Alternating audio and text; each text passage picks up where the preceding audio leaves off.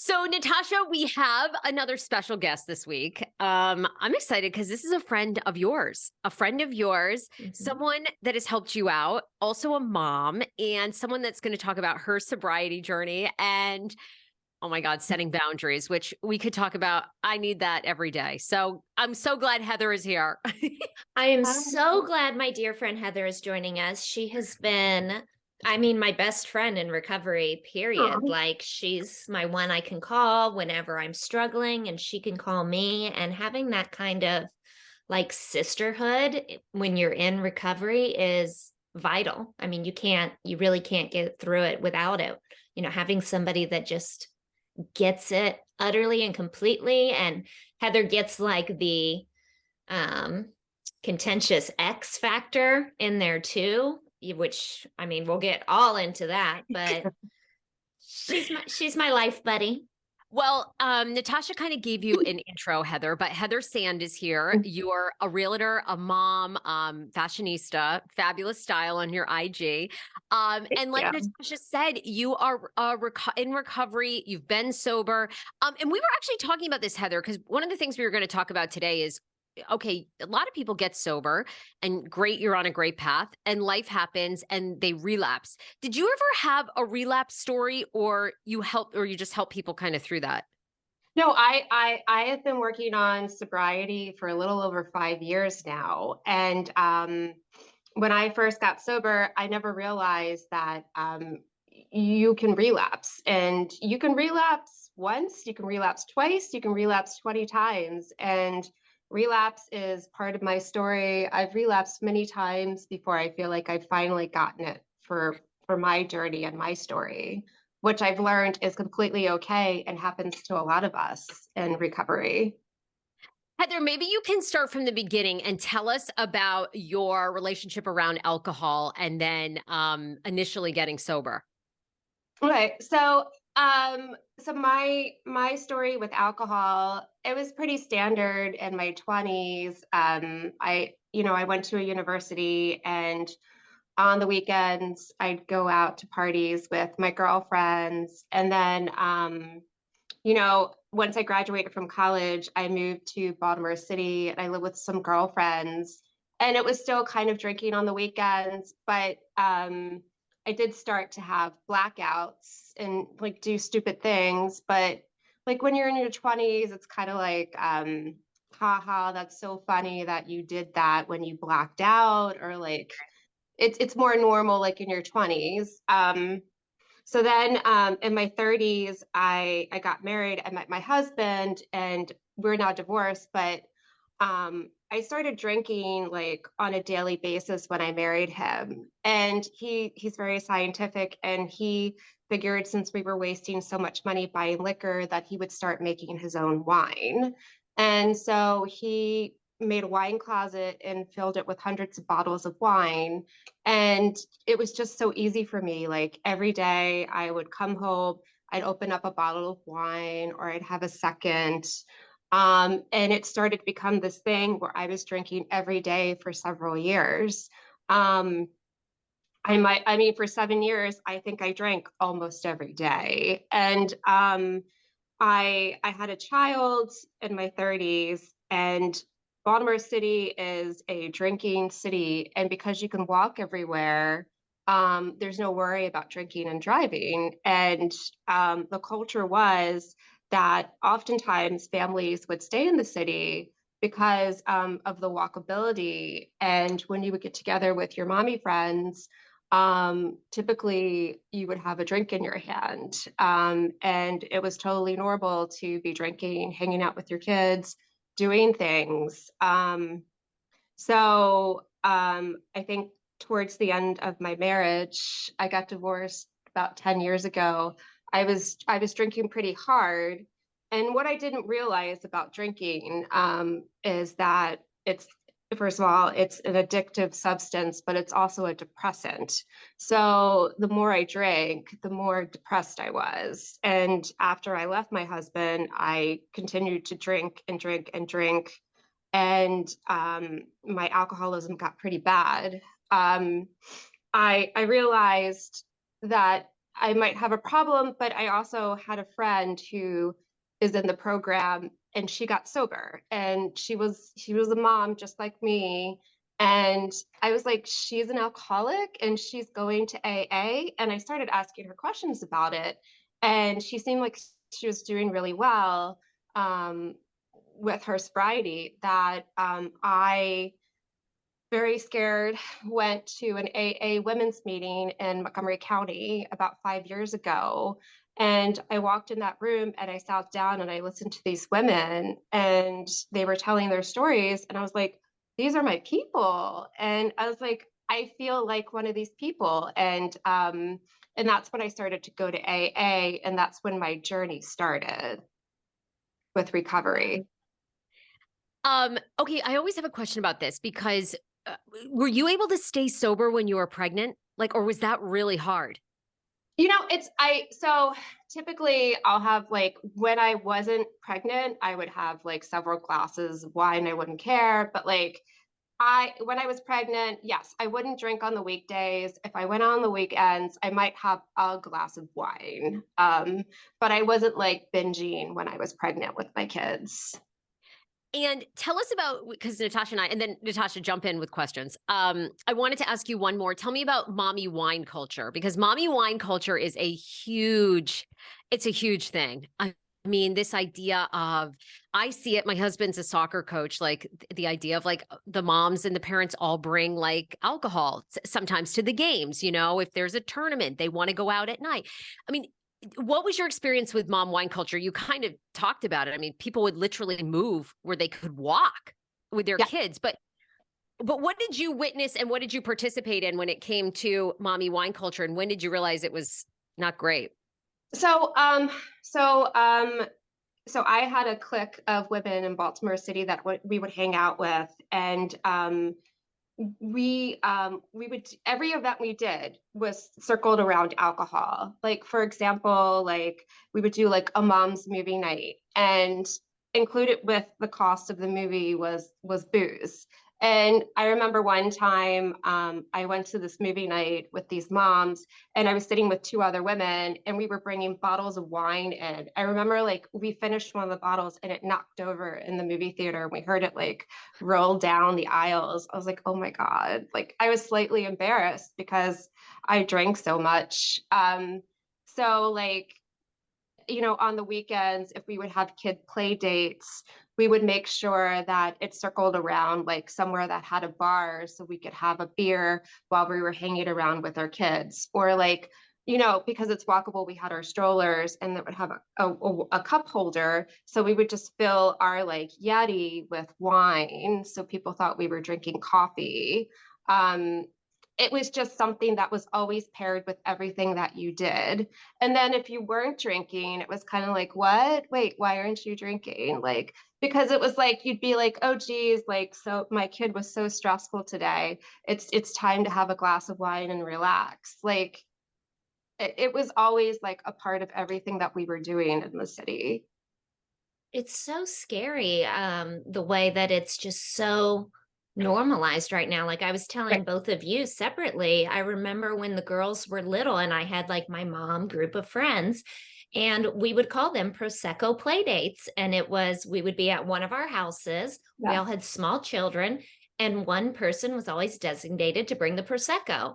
And it was basically just getting wasted in the middle of the day, Yeah. with the kids to entertain each other. And it was a laughable thing. Like the husbands would, whatever husband's house you were at would come home and be like, oh, haha, moms are getting smashed again. And it's like, in what other job would it be okay that everybody's day drinking? Like it would be so frowned upon. But with moms, it's like a funny thing, mom's glass of wine.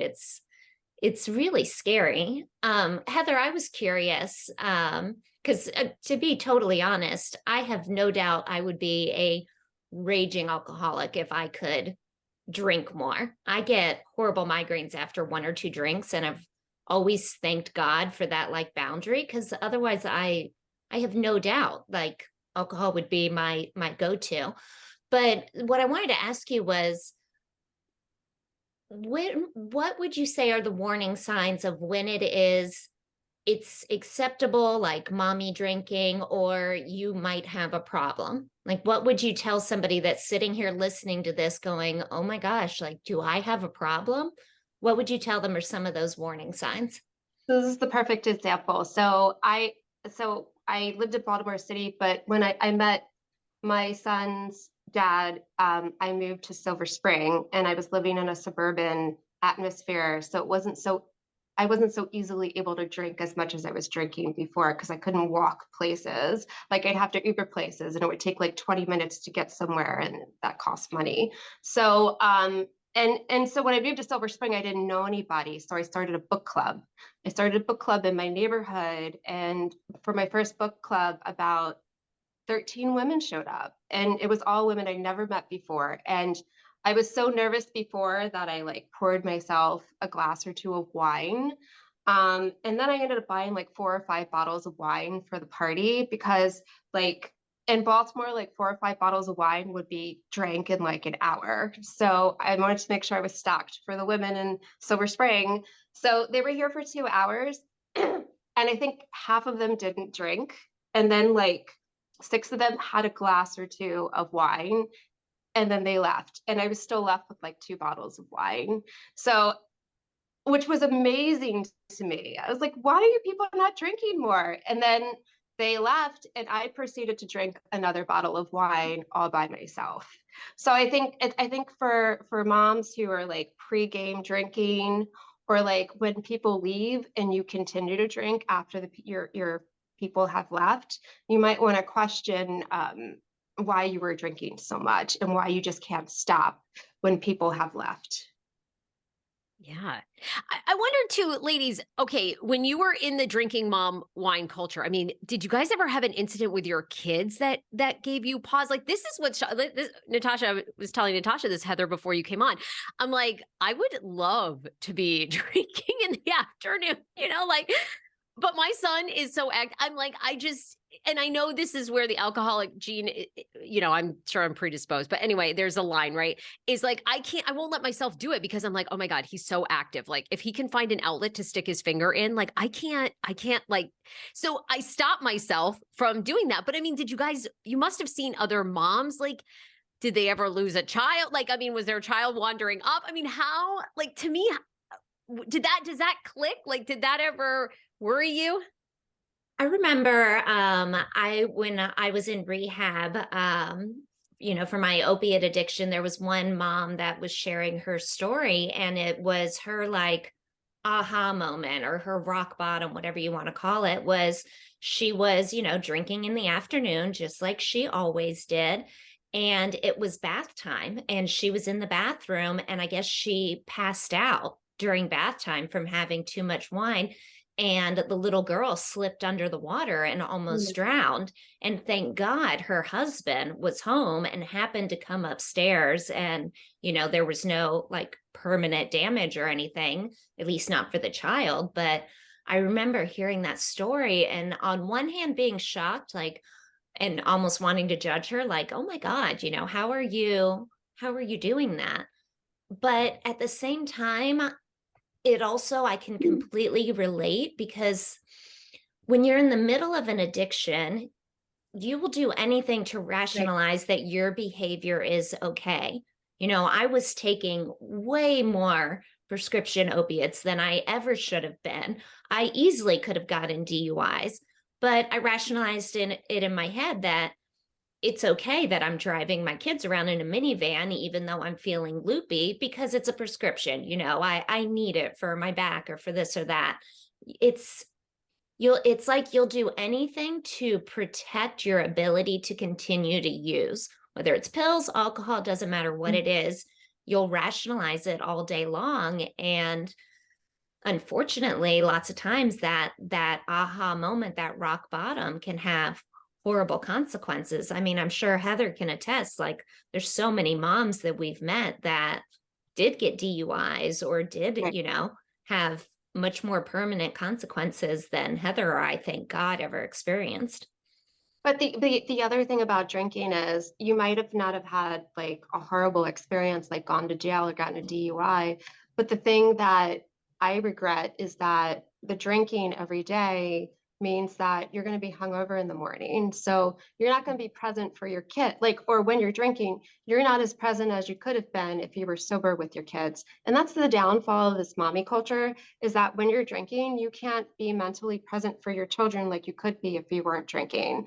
I know for a fact that I am a better mother if I don't drink, and I get up in the morning and I meditate, I have my cup of coffee, and I feel I don't feel hungover. I don't have a headache. I'm not sleeping until 9 in the mornings because I don't feel good. Like, this is a much better way of life. Absolutely. And anyone you talk to, Natasha, anybody you talk to who's been sober says that. My brother has been sober 11 years, and he always says to me, I never thought my life could be this good sober. Like, that's the joy, like the amazing beauty of it.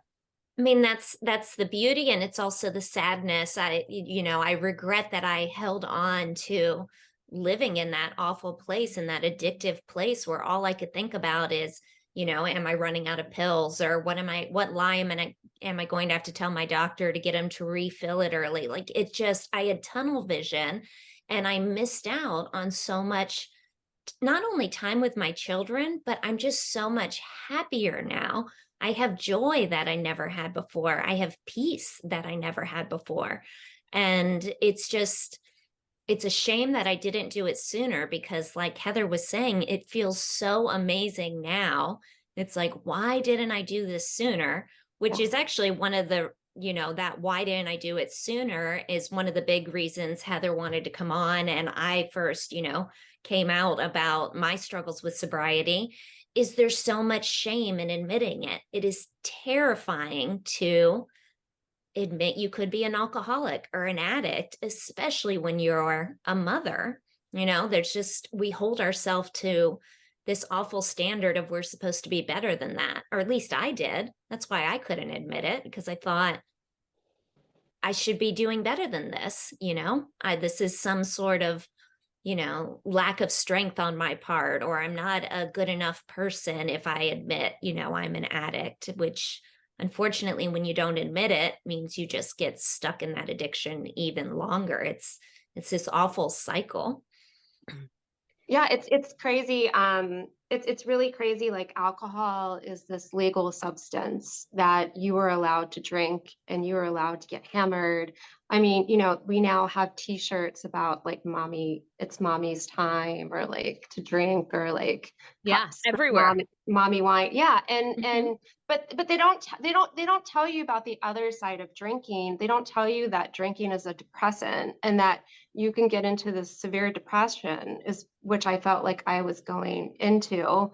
But as I got older, like, they don't say, hey, you could get addicted to this or have severe depression, and like, it could tear apart your life. You just hear about the let's just get hammered part, let's drink, because it's a legal substance. And then when you say you don't drink, people are like, why don't you drink? It's like the only addictive substance where people will question you if you don't do it. Like, no one would question you if you're like, oh, I stopped smoking. Good for you. Oh, I quit doing I heroin. That's great. Oh, why did you stop drinking? I don't understand. Like, Yeah, and it's um, even with pot, like, people that are like, "I quit smoking weed," like, people you're like, "Oh, that's great," like, Mhm. and now, weed is legal.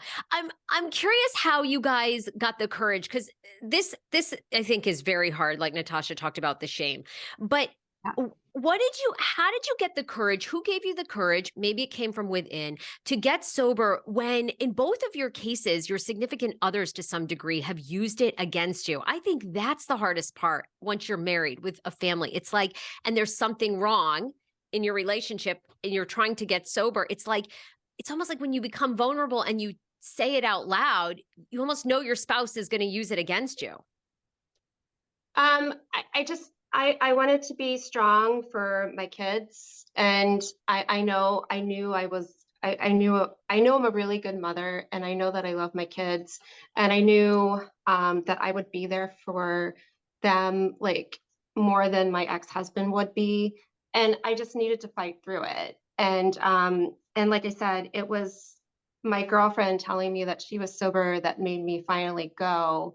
And then, like, once you're in the program, you learn that you're going to make mistakes and you're going to relapse. And it was the women in the program that kept me going. Like people, because people outside of the program don't understand addiction. So the more you talk to the women in the program, the more they encourage you and cheerlead you. I had a woman who was my sponsor that called me every day, and she's like, there's nothing wrong with you. You're an amazing person. You can get through this. You relapsed. It's okay. You will get through this, girlfriend. And like just hearing her call me every day and give me that love and that push really kept me going and kept me being brave and fighting through all of the stigmas from my ex-husband and just from other people that just thought I was a fuck up for the most part. And the crazy thing is, because for me I fought it all the way till the end, until it was Peter and I in a courtroom, and it was a judge telling me, you're not going to see your daughters anymore unless you enter a rehab program. And honestly, even then, when I first went, I'm sitting there waking up in rehab and still in denial, thinking, I don't need this. This is all, Peter telling lies about me, blah, blah, blah. And it wasn't until I actually admitted that I had a problem that then the healing began and I started to get better. But the crazy thing is, and the thing I want to say to women who are out there, because I've spoken to you over my DMs, I know you're out there, you think you have a problem and you're afraid to admit it because you think your ex is going to use it against you, going to take your children away from you. I do not know I have not heard of any judge out there that if you were in court and said, I believe I am an alcoholic, or I think I'm an addict and I am seeking treatment for it, isn't going to praise you for that. They're not going to hold it against you that you are actually admitting your problem and getting help. The best thing I could have done before I went in that courtroom against Peter would have been to have admitted it and sought help on my own. That judge would have thought, I was incredible and he never would have taken my girls away from me, because they see people all the time that are in denial. So don't be afraid because you're afraid that your ex is going to use it against you to seek treatment. Because once you're actually seeking treatment, it just makes you look better. It makes you look like you're responsible and taking charge of your life. And you are the good mother that deep down you know that you are. That's such a great point. That's 100% true. I got the same advice from my attorneys. Judges want to see accountability. They would rather see that you've said you have a problem than if you did nothing. They want to hear that you're seeking help for your problem and that you're going to AA, you're talking to a therapist, you have a sponsor. Those are all very commendable, courageous things that a judge is going to look upon as very positive things for your life. Heather, can you share a story? What was one of the most difficult challenges you went through with your ex that you're willing to share that might help somebody else? Like, you and I have talked about boundaries a lot, and I feel like we're both experts on how to set boundaries, because you have to set boundaries to protect your sobriety. So how have you been able to do that? Oh God, I'm trying to think. I mean, my ex-husband is very litigious. When I left, he made me go to court for my divorce. It was extremely expensive. I was in court for 3 days. And after that happened, he sued me again 2 years later. And then after I got sued 2 years later, he wasn't happy with that outcome. So then he appealed the judge's orders for that. So I've been in and out of the courts for like several years and spent lots of money and time in the courts. And it was really, really hard. And at first, like he made a lot more money than me. So, I was very, very scared that I was going to get my kid taken away from me. I didn't think I was going to get my kid taken away, but I just felt very scared that I was going to run out of money or that like something would happen to impact my son negatively. But honestly, like if you just keep a good paper trail of emails and text messages and things that have happened between you and your ex, the judge is going to see all of that and they're going to end up ruling in whatever parent is in the best interest of the child. It's not a punitive thing. And that's what I've learned like in this process. Like when I first left, my ex wanted to punish me. So he wanted to run me dry on money and punish me for leaving my marriage. But I've learned that divorce is not a punitive thing. It's something that is being looked upon by a judge in a manner that's looking out for the children and the divorce. Did I answer the Yeah. question? Okay. No, Yeah. 100%. And, it's uh, especially being in women's meetings because, I met Heather. I went to AA meetings just because I met more moms that way. There weren't a lot of moms in the NA meetings, NA Narcotics Anonymous or AA Alcoholics Anonymous, but it's the same 12-step program. And it's interesting. There's such a commonality between women who are drinking too much or using too much, who have contentious divorces or contentious marriages. And because when you're doing these things, when you're drinking or when you're using, at least for me, it was because the emotional pain that I was going through or the fear that I was living in was so much more than I could bear that I just needed something to take the edge off, to give me a little reprieve, to, help me be able to sleep. And because you get sober, it doesn't mean that that relationship is going to get any better. So it's so important that if you want to stay sober, to protect yourself from that person or that pain, whatever it is in your life that you are just having to numb yourself from. You have to learn how to kind of face it head on, like the strength Heather was talking about not being afraid of the court system. Her ex was using it as a way to punish her, which is scary as hell.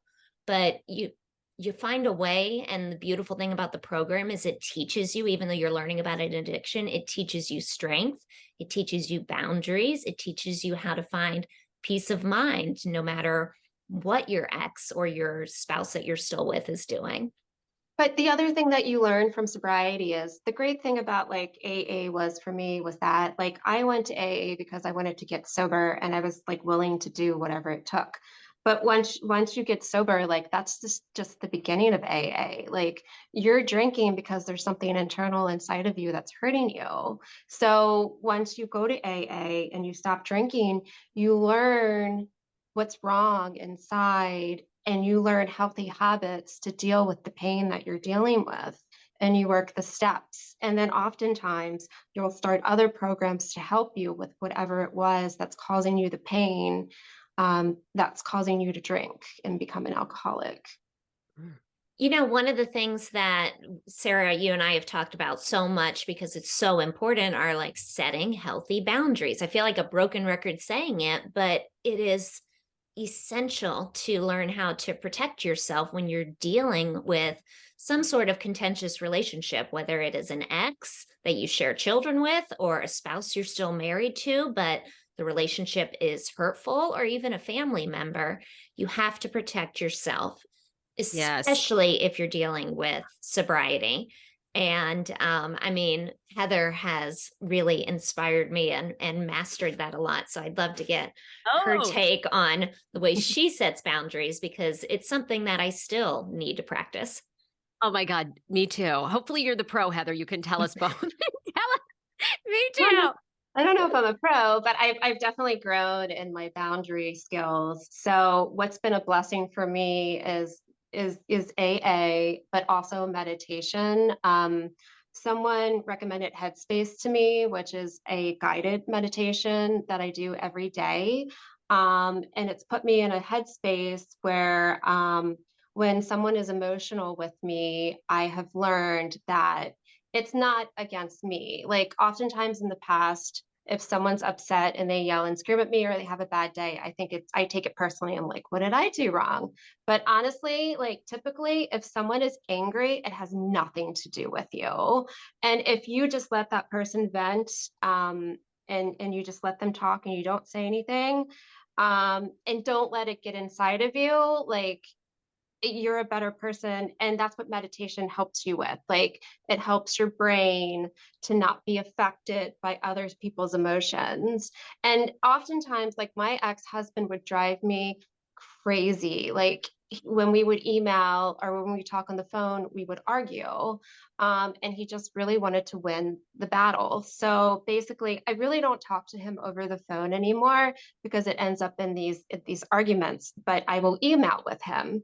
And if I see that and I try to come from a non-argumentative stance, and if I see that he's being combative in my emails, I just stop emailing him. And I'm like, okay, I am going to let this go. And then I'm like, and I will circle back in 24 hours, because typically if someone is angry, or there's emotions involved, they just need time to simmer down, and I need to know that it has nothing to do with me. And by the time I circle back within 24 hours, usually we're back to a communicative place where we can both listen to each other again. But that, I mean, the boundary of like letting somebody be angry and just not, or like, or if you're in an angry text message, like, and in my current relationship, like, everybody, like, normal relationships have arguments. Like, we would get in these angry text message conversations, and I would keep going. But now I'm like, whoa, whoa, whoa, whoa, whoa, why am I engaging in angry texts? Like, I'm angry or he's angry, and we just need to stop, take a deep breath, and think about why we're angry. And I'll go and I'll like put on like Emily in Paris. Like, I'll watch some like easy Yes. breezy show to get my mind off of it. And like, just breathe. And then and like a couple hours later, I'm like, I'm not angry anymore. Yeah. Yeah. It's And I love what she's, oh, No, I was go just ahead, going to say, I Natasha. love what you said about that. It's not about you. The biggest trigger for me would be when I would get an email or text that Peter was upset with me Mm, about something. And, now that I can look back and I've had a lot of time to think about those, they were absolutely about what he was going through. I remember towards the end, I got this one crazy text from him, and he was like, I know you're using again. I know you've relapsed. I know all about the ketamine with your doctor. And I was just like, what the fuck is he talking about? And it threw me into like a panic mode, because you learn this, like, you have like almost PTSD, that the fear yes. just immediately kicks in about I've done something wrong, or he has some evidence. And I'm like, I've never even tried ketamine or thought about ketamine. Like, where did that come from? Even if it's not true, he's going to prove that it's true. And I went into like this tizzy about it. It turns out he was like high himself, and that's one of the drugs I found in the house, was he was taking prescription ketamine for whatever reason. So long story short, it had absolutely nothing to do with me. I sent myself into this fear spiral thinking I was going to have to defend myself against this, whereas if I heard somebody say this the other day, when you have a contentious ex that's like throwing accusations at you or misconstruing a situation over text or email, like in writing, just write back and say, we both know that's not true. And that's all you have to say. You don't have, I wouldn't have had to get into the whole back and forth. I wouldn't have had to have lost my emotional sobriety in the moment, because that for me is my most important thing, is maintaining emotional sobriety. I could have just said, we both know that's not true, and turned off my phone, which in hindsight is easy, but that's So hard. some of the best advice I can give.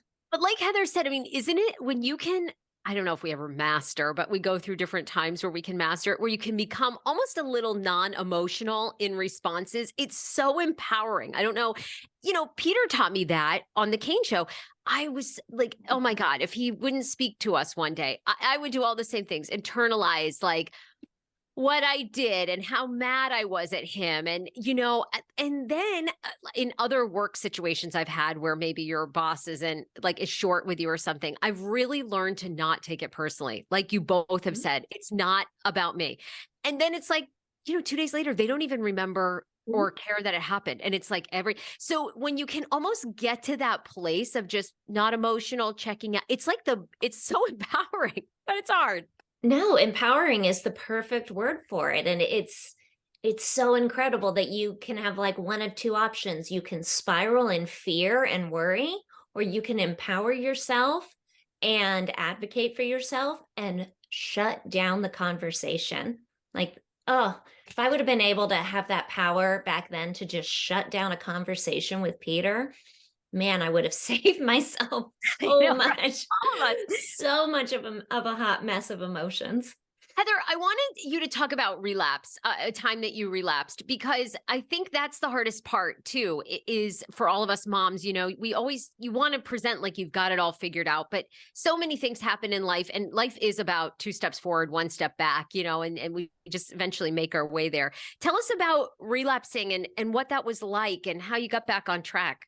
So my last relapse was in Mexico. I went on a vacation with several families to Mexico, and it was me and my kids. And we were staying in a resort, and it was crazy. Like, a friend of mine who's sober was in the room across from me, and I was sober. Like, and everyone on that trip knew I was sober because I had been working on my recovery for a long time. And like in the middle of the week, my older son went on a trip with some kids, and then my younger son was in the kids club. And it was a rainy day, and I was by myself, and I was like, oh, it's fine. I'm on vacation. I'm in Mexico. My kids are not here. I'm going to go to the bar and get a margarita, right? So I go and get this margarita and I drink it. I'm like, it's not strong enough for me. So I go back to my room and there's liquor in my room. And I pour tequila in my margarita because it's not strong enough for me. And I drink it. And then after I had it, I was like, that was really good. I want another one. And then I had another one.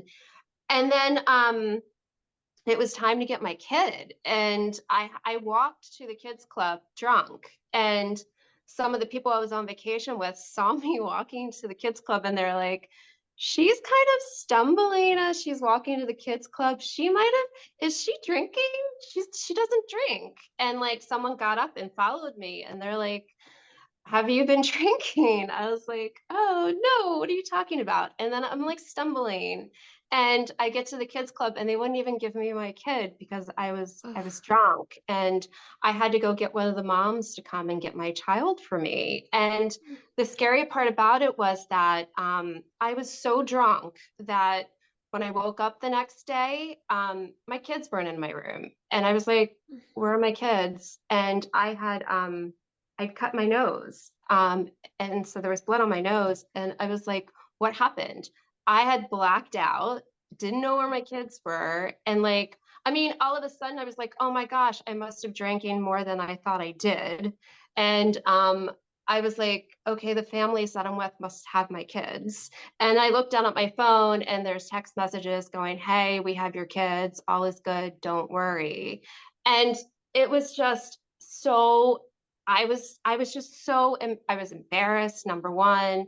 Number two, I was in another country. Like, God forbid I was by myself and I didn't have those families with me and something happened to my kids. And number three, like, I got drunk in front of my kids. And I was with a person who was sober and knew I didn't drink. And I still had a relapse. And I was like, fuck.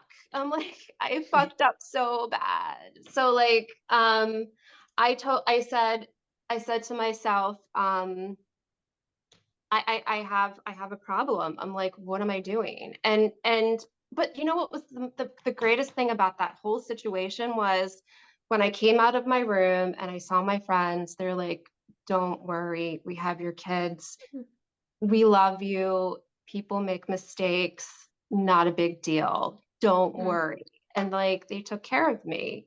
And that came from a place of love from my friends. And that gave me the strength to say, you know what, I did make a mistake. And I'm going to make this right. And I called my sponsor and I told her what happened. I called some of the other people in the program and told them what happened. And I said to myself, I need to be extremely serious about my program. And when I got back to Maryland, I started to go to AA like every day. And ever since, I've been sober since that relapse in Mexico. Wow. Thank you for sharing that. Yeah. Not easy. Not easy. No, but like there's so much I love about that. And it's, you could beat yourself up that I did this, and that my kids saw me drunk. But you know what your kids are going to remember? They're going to remember that mom made mistakes, just like they're going to make mistakes in their life. But what did mom do when she made a mistake? She picked herself up, she took it seriously, and she made herself even stronger and an even better mother because of it. And And it's beautiful.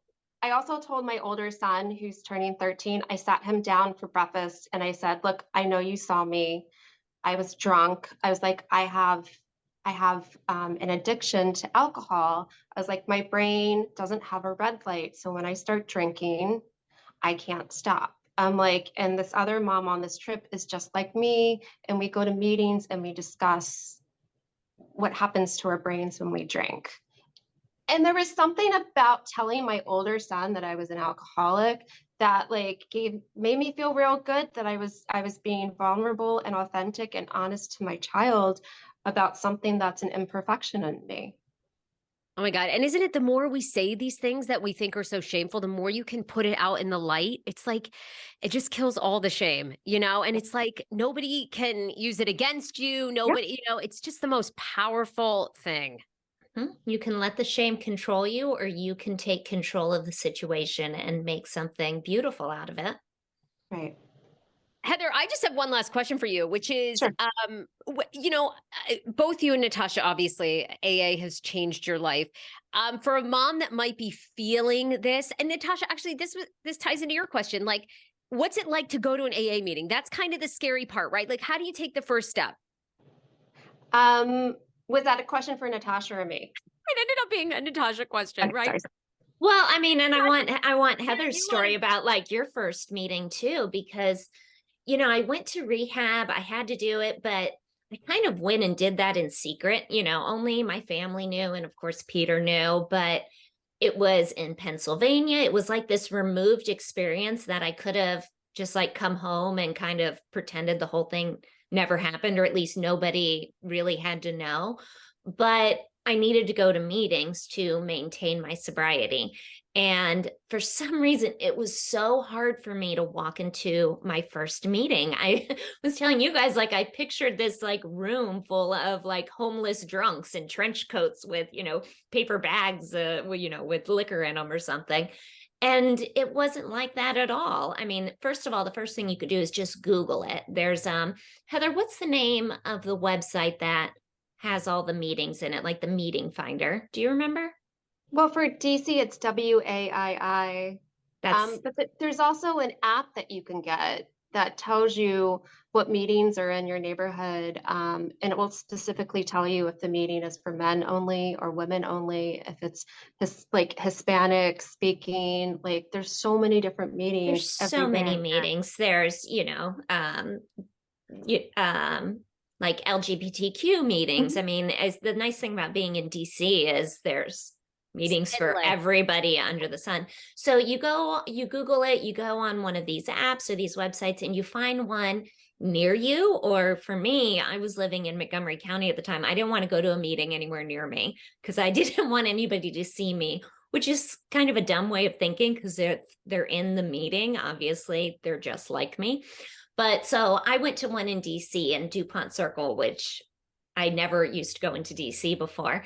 And I found a meeting there. And honestly, the thing is, if you can just get yourself in the door, I promise you, you will be so pleasantly surprised. I swear to you, you will. The thing about, alcoholics or addicts is they're the most non-judgmental, loving people you'll ever meet because they're just like you. They've screwed up too. So there's nothing pretentious about it. There's no judgment, and they love newcomers. And you can either just like with the first one I went in, I just kind of sat in the back and observed. Or you can introduce yourself. There's always going to be somebody that's going to come and say hi to you, but you can share if you want to, or you can just listen. But I promise you, you will be pleasantly surprised if you can get yourself over the hurdle of just walking in the door. That's all you have to do, is be brave enough to walk in the door, and it can completely transform your life. So amazing. Heather, what's your piece of advice for taking the first step? So for me, it's also like I wanted a female specific group. So I went on the app and I looked for a group near me that was for women. And I was so scared to walk through the door at first. Like, it said closed meeting in the details, so I didn't know if that meant I wasn't even invited. But closed meeting just means they want you to be serious about it. They just want you to admit that you want to stop drinking. That's all that means. So, and I was to a point where I was like, I don't even care if it's closed meeting. I have a problem. So I went into the meeting and it was a round table of women, and it was women like in their 40s, 50s, 60s, all business professional women. And the woman that was speaking for the day, she was like, yeah, she's like, I was a mom, and she's like, I knew I was an alcoholic because she's like, I was drinking vodka one day and I ran out of my orange juice. She's like, and I saw my kids' Juicy Juice boxes and I broke them open and mixed them with vodka. So I had something to drink my vodka with. And in my head, I was like, that's something I would do. This is my people. And I think I might have raised my hand because I was in such desperation about my issue that several women came over to me and they gave me their phone numbers and they reached out to me with love, and they were like, we're here for you, like, please call us and talk to us. And I just felt so welcome and accepted by these complete strangers that I kept on going because I felt like I was so welcome. And that's how anyone is going to feel when they go to AA for the first time. Like, women are always going to reach out and give you their numbers and give you love for coming. And there's no judgment about whatever you've done in your past. Mhm. Ladies, so empowering. Heather, you also are an amazing realtor. Tell us, like, people, and like, are you willing to share your Instagram? Can anybody reach out to you? Like, where can people contact you? Tell us everything that you want to promote, please. Oh, okay. So I have been a real estate agent now for 13 years, and I'm licensed in DC, Virginia, and Maryland. And very exciting, in February, I partnered with another mom, and we're called Reflect Residential at Compass. And my Instagram is Petite Style DC because I love real estate, but I also love fashion and interior design. So I post a lot of fun things about style and designing your home and what I'm wearing, as well as real estate. It's a very fun page, and thank you so much for letting me share. It's so Oh my cute. She God. did this whole post about this. What was the new line at Target that you did? The Oh, designer? so Target does collaborations every year with designers, and they did one with Kika Vargas this That year. was it. Yeah, Yep. I And believe. Heather modeled all the dresses. It Yeah, was just, it's a fun page. Go check it out. And yeah. she's an amazing realtor. Like, I don't give my stamp of approval on just anybody.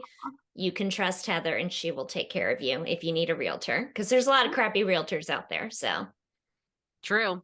get a Heather, good one. you're amazing. I mean, oh my God. And how lucky your children are to have you and your Mhm. friends, and we are to have you on this show. So thank you. Just got to go hard. Yes.